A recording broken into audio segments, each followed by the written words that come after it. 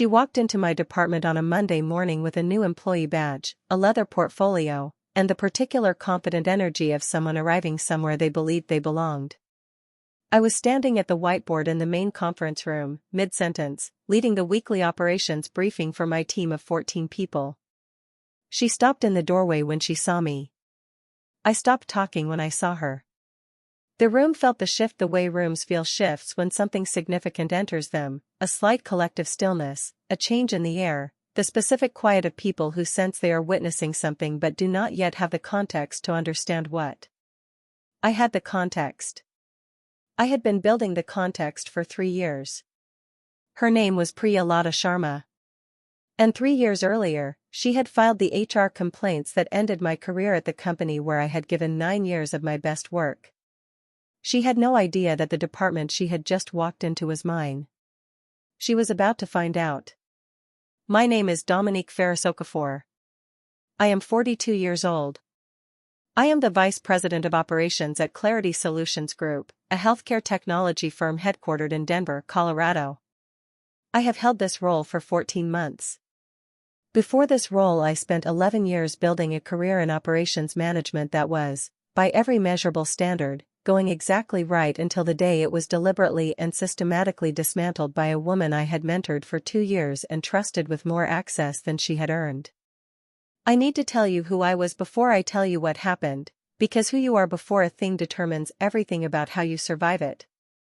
I grew up in Cincinnati, the daughter of a woman who worked 30 years as a hospital administrator and a father who drove long-haul trucks and was home 12 days out of every 30 and present for every single one of them in the specific, concentrated way of a man who understood that time had weight. I was the first person in my family to finish a 4-year degree, the first to get a graduate degree, the first to hold a title with vice president in it. I did not carry these distinctions with pride exactly, more with the particular seriousness of someone who understands that they are accountable to the people who made their trajectory possible. I worked hard. I was organized.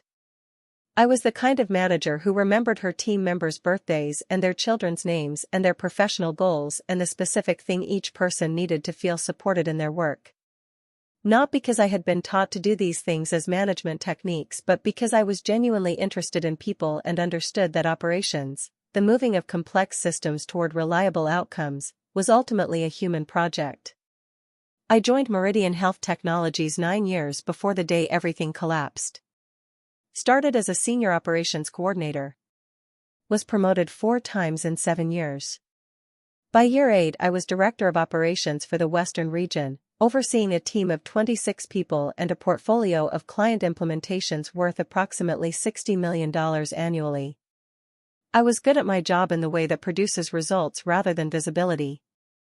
The implementations ran on time. The client satisfaction scores were consistently above benchmark.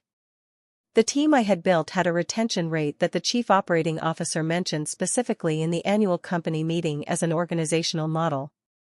I was, in every sense of the words, exactly where I had worked to be. Priya Lata Sharma joined Meridian in the 7th year of my tenure as a senior implementation analyst, a strong individual contributor role that sat 2 levels below my position. She was 29 years old, technically sharp, ambitious in the specific way I had always responded to in team members, not politically ambitious, or so I believed, but professionally ambitious. Hungry to grow, to take on more, to be seen as capable of things beyond her current scope. I mentored her. Formally at first, through a program the company ran, and then informally because the formal structure was not adequate for the pace at which she wanted to develop and I was willing to invest the extra time. I brought her into meetings that were above her level. I advocated for her inclusion in a cross-functional leadership program that she would not have had access to without a senior sponsor. I gave her feedback that was direct and specific and designed to actually make her better rather than to make her feel good about herself in ways that did not translate to growth. I gave her 2 years of that investment. What I received in return, what I discovered had been happening for the final 8 months of those 2 years, was something I could not have constructed in my imagination before I encountered it. She had been building a case. Not in response to anything I had done. Not as a reaction to a specific incident or a pattern of genuine mistreatment. As a strategy. A deliberate, patient, constructed strategy to remove me from my position and position herself as the person who had identified and reported a leadership problem, which was a particular kind of professional currency she had decided was worth more than the mentorship I had been providing. I know this not from speculation but from documentation that came to me later, in pieces, over the year after everything happened, from sources I will describe in detail because the specificity matters. But first, the day it began. A Tuesday in November. I received a calendar invitation from Meridian's chief people officer, a man named Stuart Vance who had been in his role for 2 years and who I had always found professionally pleasant and personally slightly opaque, for what was described as a confidential check-in. No agenda.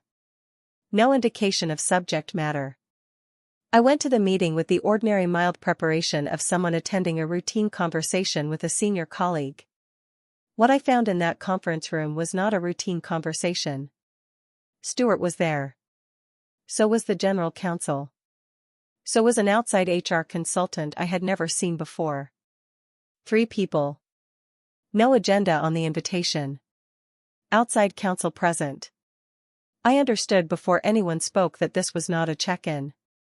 Stuart told me, in the careful language of a person who has been legally briefed on exactly what to say, that a concern had been raised about my leadership conduct. That multiple reports had been filed. That the concerns involved allegations of discriminatory treatment, hostile communication, and inappropriate use of authority. I listened to every word.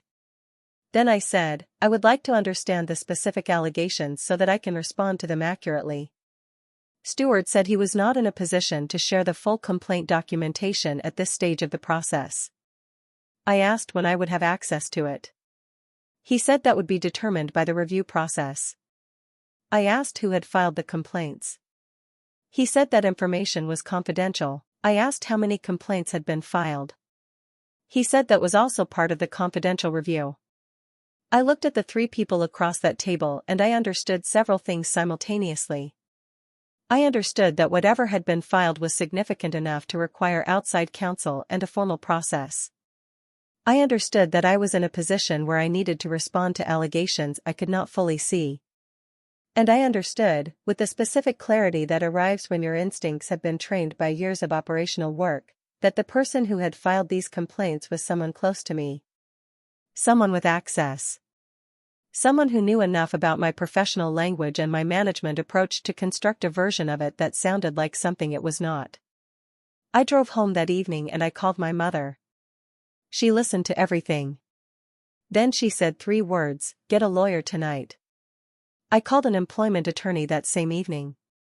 Her name was Cecile Marchetti, 51 years old, 23 years in employment law, the specific kind of professional who has heard every version of every workplace situation and is therefore not alarmed by any of them and not dismissive of any of them.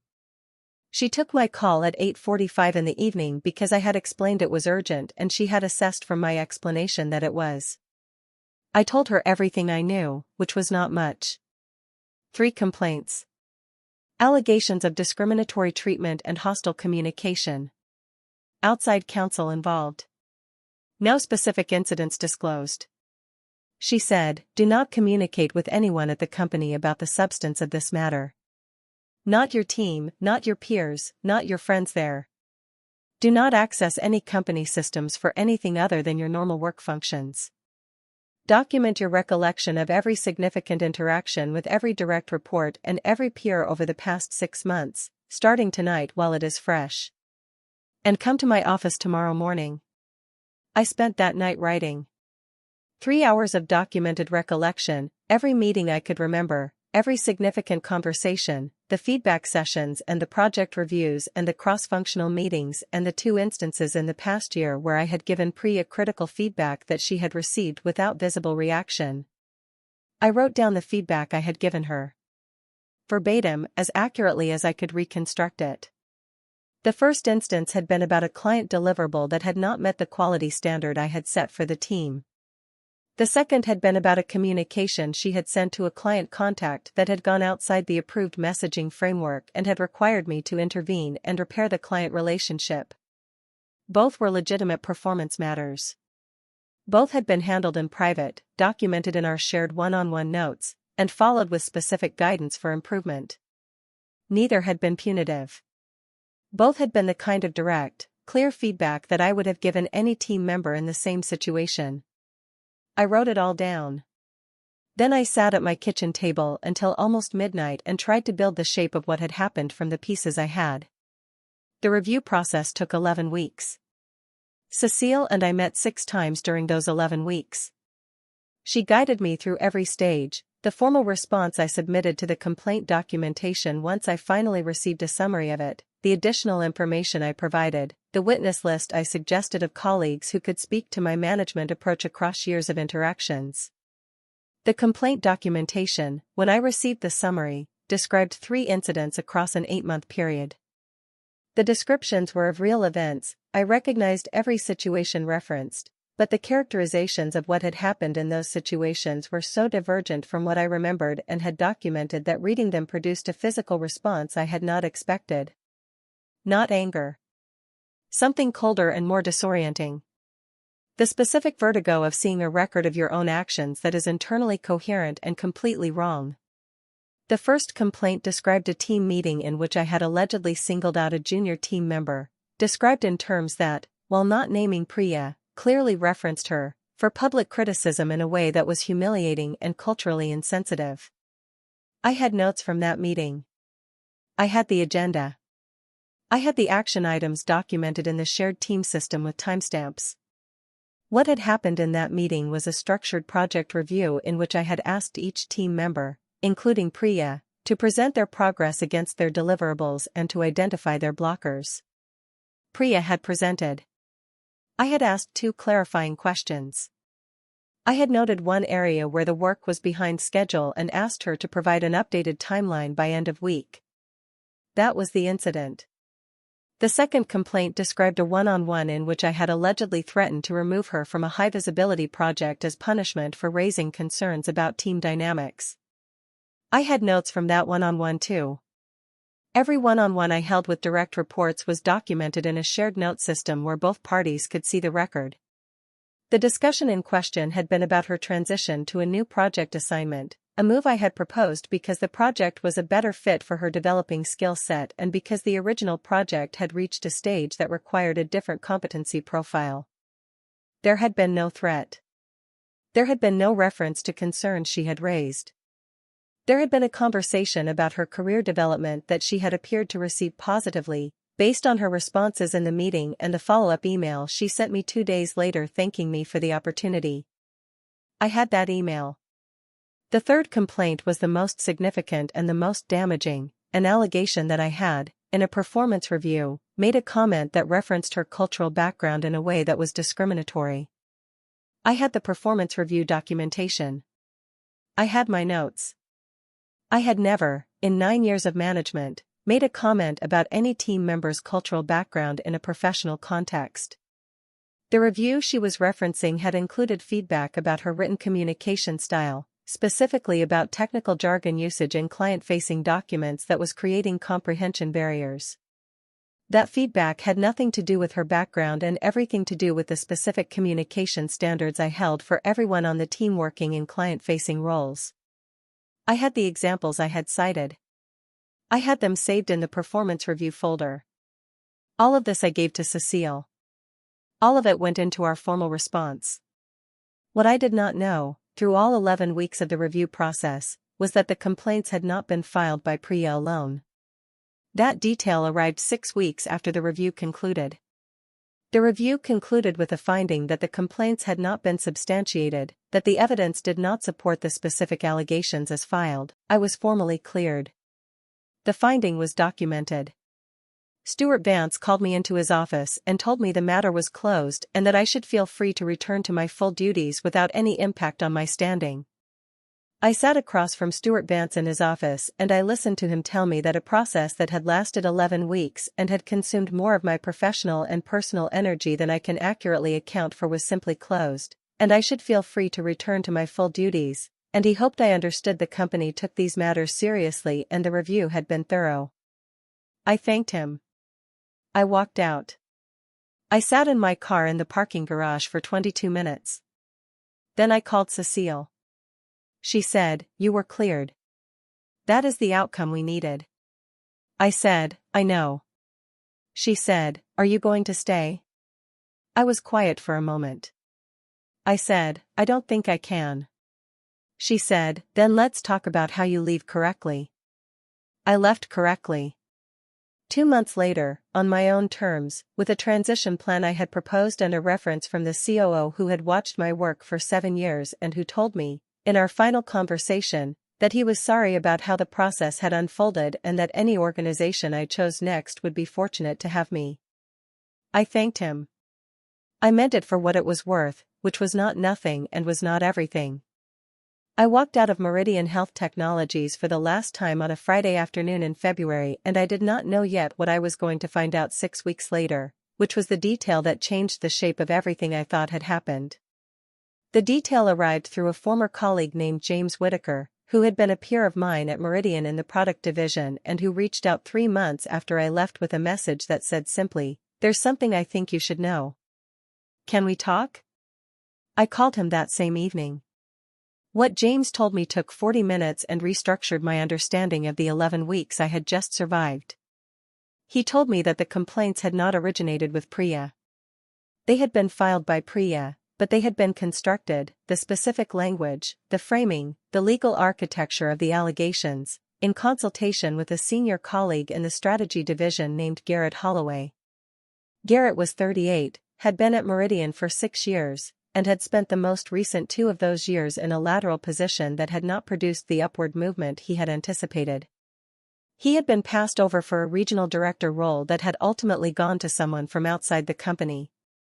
He had, according to James, developed a theory that the company's leadership development pipeline was systematically biased and that removing visible women of color in senior roles would expose the bias and give him grounds for his own grievance process. He had approached Priya 6 months before the complaints were filed. He had identified her as someone with access to me, someone who had received critical feedback that could be reframed, and someone who might be persuaded that what she had experienced in my department was something other than standard professional management. He had spent those 6 months coaching her, reframing the feedback sessions, suggesting that her recollections could be interpreted differently, providing her with language from HR complaint frameworks that made ordinary management interactions sound like systematic mistreatment. Priya had filed the complaints, but Garrett Holloway had built them. I sat with this information for a very long time. Then I asked James one question: "How do you know this?" He told me.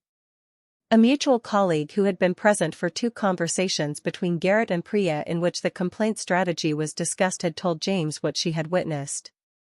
That colleague had not come forward during the review process because she had not understood at the time what she was seeing. She had thought it was a general conversation about workplace dynamics. It was only afterward, when the complaints became known and the review process concluded and she assembled what she had heard into its actual shape, that she understood what those conversations had been. James said, "She feels terrible. She wanted you to know. She's not in a position to come forward formally because of her own situation there, but she wanted you to know." I thanked James. I called Cecile. We had a long conversation about what this information meant and what, if anything, could be done with it. Cecile said, "What you have is credible information from a credible source about conduct that, if accurate, constitutes potentially actionable misconduct by Garrett Holloway. What you do not have is documentation that would survive formal legal scrutiny without the cooperation of the witness." I said, "And if the witness isn't in a position to cooperate formally?" She said, "Then you preserve what you have, document everything James told you tonight with dates and details while it's fresh, and you proceed with your professional life. And if anything changes, if the witness's situation changes, if other information surfaces, you have a record." I documented everything that night. Every detail James had given me. The names, the timeline, the specific substance of the conversations as relayed. I sent it to Cecile's secure intake system. She filed it. Then I proceeded with my professional life, which, it turned out, had significant things still ahead of it. Clarity Solutions Group recruited me 8 months after I left Meridian. The role was Vice President of Operations, a step above the director level I had held, with a scope that was broader and a team that was larger and a mandate that was genuinely interesting. The company was mid-size, growing deliberately, and had the specific culture of an organization that had been built by people who cared about how work felt as well as what it produced. The recruiting process took 3 months. 4 rounds of interviews. A case study that I enjoyed more than I expected to. A final conversation with the CEO that lasted 2 hours and covered ground I had not anticipated, not just operational strategy but organizational philosophy, what I believed about how teams worked, what I had learned from difficulty, what I thought good leadership actually required. I told her, in that final conversation, about Meridian. Not the full shape of it, not the details that were still legally sensitive, but the contour of it.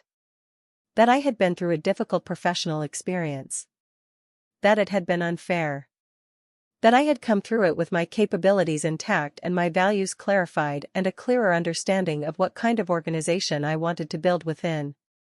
The CEO, her name was Francesca Lim, 54 years old, 20 years in healthcare technology, listened to all of it and then said, "The people I want leading this organization are the ones who have been tested. Not broken. Tested. Do you know the difference?" I said, "Yes." She said, "Tell me." I said, "Being broken by something means it becomes the defining story. Being tested means it becomes the foundation." She nodded. She offered me the role 2 days later. I accepted. I spent 14 months building the operations function at Clarity Solutions Group before the Monday morning Priya Lata Sharma walked through my department door. 14 months of the specific, satisfying work of building something correctly from the beginning, establishing the systems, developing the team, creating the culture of accountability and support that I had always known was possible and had spent years practicing at Meridian. The team I had built at Clarity was 22 people, and every one of them had been hired by me or developed under my leadership, and the function we had built together was performing at a level that had produced 3 separate acknowledgments from the CEO in company-wide communications. I was doing the best work of my career. And on a Monday morning in March, 14 months in, I was leading the weekly operations briefing when Priya Lata Sharma appeared in the doorway with a new employee badge and a leather portfolio and the confident energy of someone who did not know what room she had just walked into. The moment lasted approximately 4 seconds before I spoke. I said, "Let's take a 5-minute break. Everyone go refill your coffee." My team filed out. Priya stepped to the side of the doorway to let them pass. When the room was empty except for the 2 of us, I walked to the door and closed it. She looked at me with an expression I had not seen on her before. Something had reorganized behind her face in those 4 seconds. The confidence had not collapsed exactly, but it had lost its foundation, the way a structure looks different when you remove one load-bearing element without touching anything else. I said, "You're the new senior implementation analyst the strategy team hired." She said, "Yes." I didn't know this was your department." I said, "It is." She said, "Dominique, I said, "I'm going to stop you there. Not because I don't want to hear what you have to say, but because this is a work environment and whatever conversation we need to have about our history should happen through the appropriate channel, which is HR. What I want to tell you directly, right now, is that I run this department and I am going to manage you with exactly the same standards I apply to everyone here. Nothing more. Nothing less. If you do good work, I will say so. If there is a performance matter, I will address it through the correct process with full documentation. I will not treat you differently because of what happened at Meridian." She was quiet for a moment. I said, "Do you understand what I've just told you?" She said, "Yes." I said, "Good. Go check in with HR and get your systems access sorted. We'll finish the briefing in 5 minutes." I opened the conference room door. She walked out. I stood in that room for approximately 30 seconds. I was aware of my own heartbeat in a way that I was not usually aware of it. I was aware of the specific quality of what I was feeling, which was not triumph and was not rage and was not the satisfaction I had sometimes imagined this moment producing in the abstract. It was something quieter and more complex than any of those things. Something that felt like the particular clarity of a person who has just confirmed that the version of themselves they built after the hardest thing came out correctly. Then I opened the door and went back to my team. I went to Sandra Kwan, Clarity's chief people officer, that same afternoon. I told her everything. The Meridian history, the complaints, the outcome of the review, what James Whitaker had told me, the documentation Cecile held. I told her in the same order and with the same specificity with which I had told Francesca during the recruiting process. Sandra listened without interrupting. When I finished, she said, "You came to me today." I said, "Within 6 hours of her arrival." She said, "And you've already spoken to her?" I said, "Yes." I wanted a record that I had disclosed this and that I had told her directly how I intended to manage her before any work interaction occurred. Sandra looked at me for a long moment. She said, "Do you want me to arrange her transfer to a different division?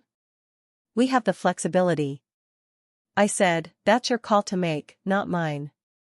"I don't think it should be mine." She nodded. She said she would assess and let me know. She came back to me the next morning. She said Priya had requested the transfer herself. She had gone to Sandra the previous evening and asked to be moved to a team where the reporting structure did not involve our shared history.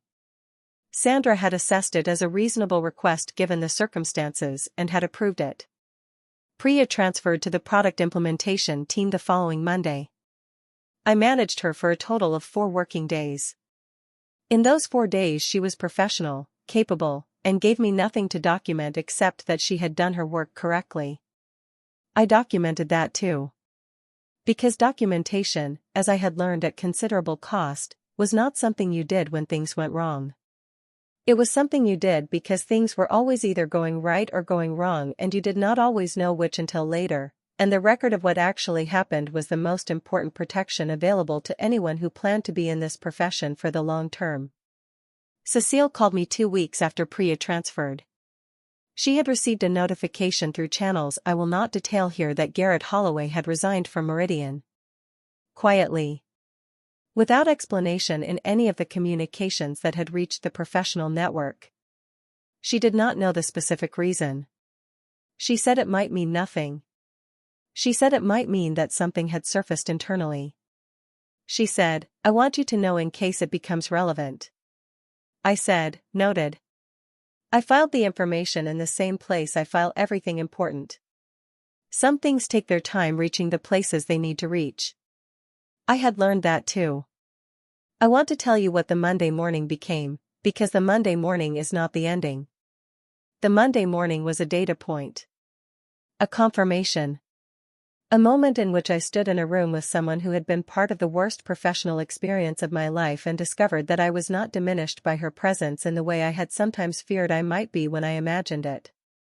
I was the vice president of operations at Clarity Solutions Group. I had 14 people in that briefing room who trusted me and worked hard for me and produced outcomes we were collectively proud of. I had a CEO who had understood, in a 2-hour conversation, what I was made of and what I had been through and had offered me a role that matched both. I had a career that was mine. Built correctly. Built on the foundation of the test rather than the break. Priya Lata Sharma walked into my department on a Monday morning with a visitor badge and a leather portfolio, and she found a woman who had built something real on the other side of what she had been part of. She was not the reason it existed. She was, in the strange and specific way that the worst things sometimes are, part of why it was as solid as it was. I do not forgive what was done to me at Meridian. I want to be honest about that because dishonest resolution is its own kind of distortion. What happened was wrong, it was deliberate, and it cost me something real. That is a factual record and I will not revise it to make this story feel tidier at the end. What I will tell you is what I have instead of forgiveness, which is something I think is more useful and more honest. I have a career that the complaint process could not touch, because what I had built was built on what I actually knew how to do and no document in any HR system changes that. I have a team that trusts me because I have given them every reason to. I have documentation of every significant professional interaction I have conducted since the day I left Meridian, because I understand now, In the bone, not just in the intellect, that the record of what actually happens is the only protection against the record of what someone else says happened. And I have the morning I walked back into that briefing room after 4 seconds in a doorway and 30 seconds in an empty conference room and continued the meeting I had been leading before I was interrupted. That is the whole story. A woman who tried to use a system against me ended up inside the system I built. I managed her for 4 days with complete professional fairness. She transferred. I continued. The work continues. The work is the answer. It always was. If this story sat somewhere in your chest that you recognize, if you've been the one in the process, the one who built something after, the one who kept going when the record was wrong, this one was for you. Stay connected. There is more.